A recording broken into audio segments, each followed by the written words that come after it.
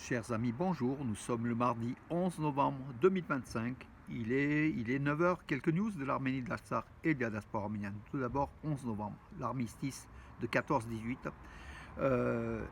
Au nom de la communauté arménienne, le C24, le comité du 24 avril Dromardèche, déposera tout à l'heure à 11 heures, donc à 11 heures, au parc Chouvet, devant un monument aux morts, en compagnie du préfet, de la préfète, du maire de Valence, Nicolas d'Aragon, des autres maires des agglomérations et du monde combattant, ainsi que des associations. Au nom de la communauté arménienne, le C24, le comité du 24 avril, déposera une gerbe au pied du monument du soldat, dédié donc du soldat inconnu, dédié donc comment dirais-je, à cette célébration de la fin de la Première Guerre mondiale, au cours de laquelle les Arméniens ont payé un lourd tribut avec pratiquement 2 millions d'Arméniens déportés et génocidés dans l'Empire ottoman par le gouvernement jeune turc. Voilà, on se souvient.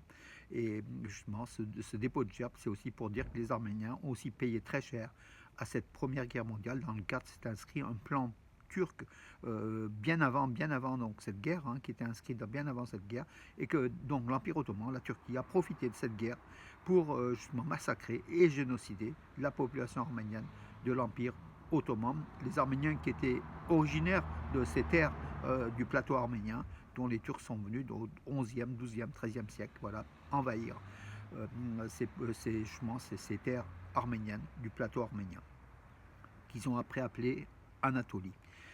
Une autre nouvelle qui nous fait pas beaucoup plaisir, avant l'ouverture de la frontière arméno-turque, justement, regardez, la langue turque séduit les lycéens arméniens, selon la ministre de l'Éducation d'Arménie, Jana Andreasyan, ministre de l'Éducation, des Sciences et de la Culture et des Sports d'Arménie. Jana Andreasyan a publié donc des données comme quoi donc la langue turque séduit les écoliers, les lycéens arméniens. En Arménie, l'apprentissage du turc connaît une popularité croissante, au point que près de 400 établissements scolaires ont demandé au ministère de l'Éducation l'autorisation de proposer les langues des deux pays voisins, le turc en tête, comme matière optionnelle. Voilà une dynamique cette ministre de l'Éducation, Jana Andreasyan. Et puis viennent après donc le persan, l'azéri, le géorgien, qui ont un grand intérêt. Donc les Arméniens portent leur intérêt sur la langue turque. Peut-être pour faire du business à l'avenir avec la Turquie, avec ses 90 millions d'habitants. Donc voilà, c'est peut-être quelque chose d'opportuniste, comme l'anglais d'ailleurs, et comme au détriment de la langue russe qui régresse a priori, donc avec cette arrivée des Turcs. Et puis le Premier ministre arménien, Nikol Pachinian, il annonce que les documents relatifs aux négociations sur le Karabakh seront publiés d'ici la fin de l'année.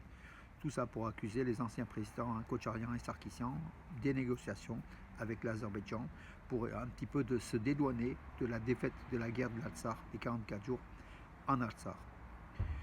Et puis je vais revenir, mes amis, vous allez voir une vidéo qui est virale, donc un pauvre animal, un jeune lynx égaré, donc, qui avait perdu sans doute sa maman de 4-5 mois et qui ne pouvait pas vivre seul, qui s'est approché d'un village arménien au nord de l'Arménie, à Bagaran, dans la région de Shilak, et qui a été transféré aux zoos de Yerevan.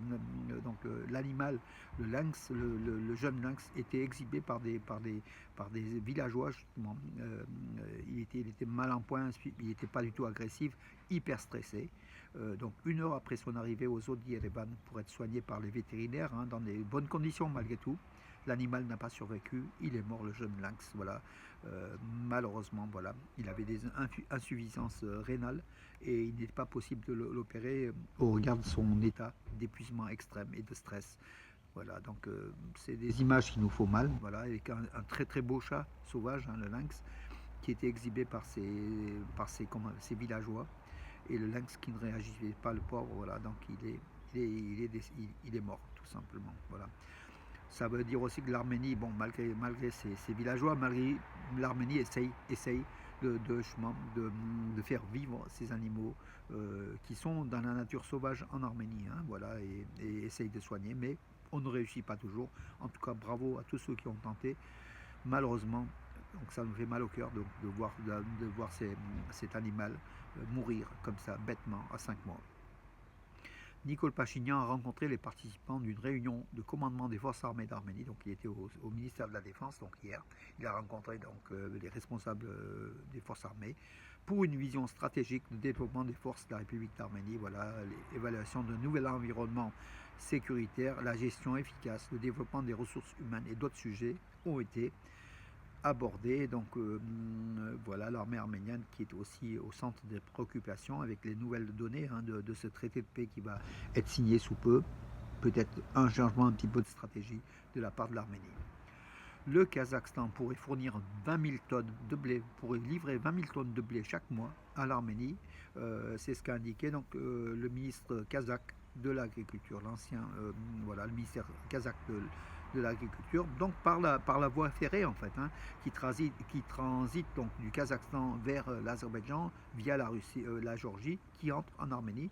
Déjà, il y a plus de 1000 tonnes de blé kazakh et autant de blé russe qui sont entrés en Arménie par la voie ferrée, puisque l'Azerbaïdjan autorise le transport sur son territoire de wagons, de trains destinés à l'Arménie, en tout cas pour l'instant.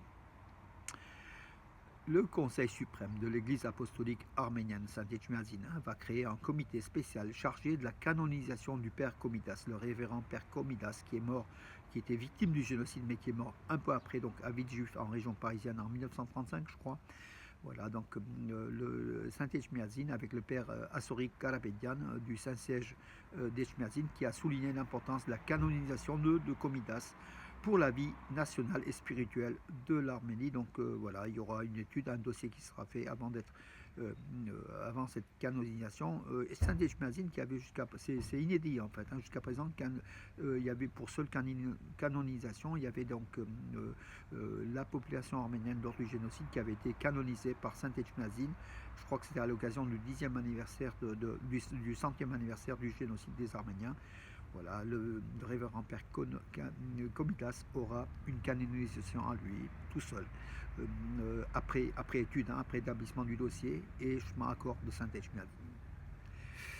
150e anniversaire de la naissance du linguiste arménien très connu Rachia Ajarian et le 100e anniversaire du début de la construction de la place de la République à Yerevan sont inscrits dans le calendrier des événements importants de l'UNESCO. Donc ça a été discuté et voté, validé lors de la 43e session de la conférence générale de l'UNESCO qui se déroulait à Samarcande.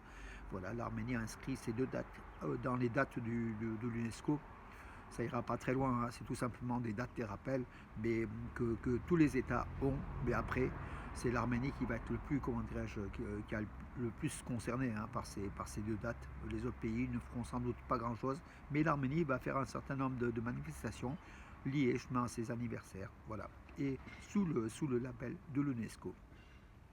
Des tunnels sont en construction sur le tronçon nord-sud entre Kacharan et Agarak, dans la région de Sunik, au sud de l'Arménie. Ça continue, donc le tronçon de 32 km dans la région de Sunik est en cours, avance bien, très vite même. Voilà.